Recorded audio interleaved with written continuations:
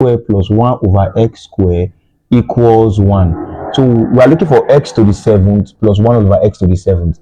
So what if we say x square plus 1 over x square, then times another x square plus 1 over x square equals what? 1. That will be 1 times what?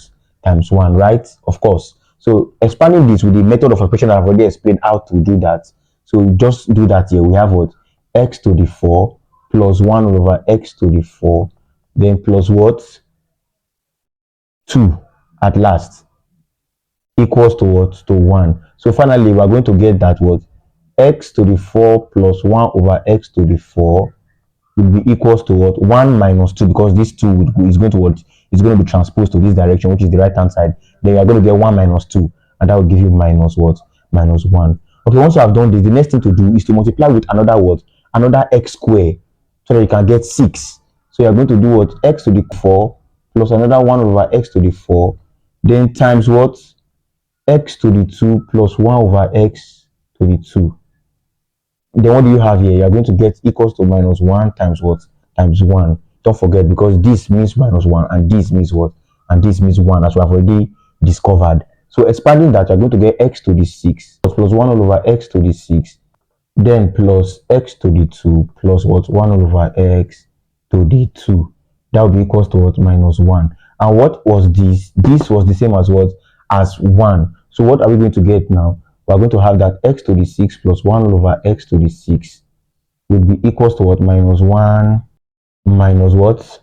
Minus another 1, because this is 1 already itself. So when it transposes, when it comes over to this direction, the right hand side, it becomes minus 1 minus 1, because it was plus before, so it becomes minus 1. So automatically it means that what? X to the 6 all over 1 over x to the 6 will be equals to what? Minus 2. Now, since you have done this, what are we going to do now to get x to the 7? Very simple. Just say x to the 6 plus 1 over x to the 6 times what? X plus 1 over x.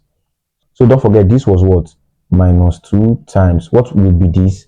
Don't forget, this from the question was given as what? As root 3.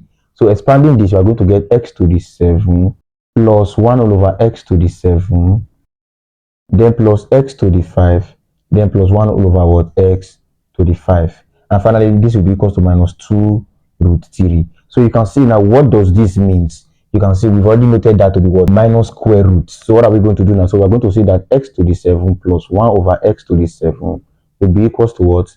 Minus 2 root 3. So don't forget, this itself was what? Was negative minus 3. So, but since you are taking negative minus 3 over to this direction, that become positive what? The square root of what? 3. And what do we have here? You can see we have square root of 3 here. We factor them out. You have minus 2 plus 1. And minus 2 plus 1 will give you what?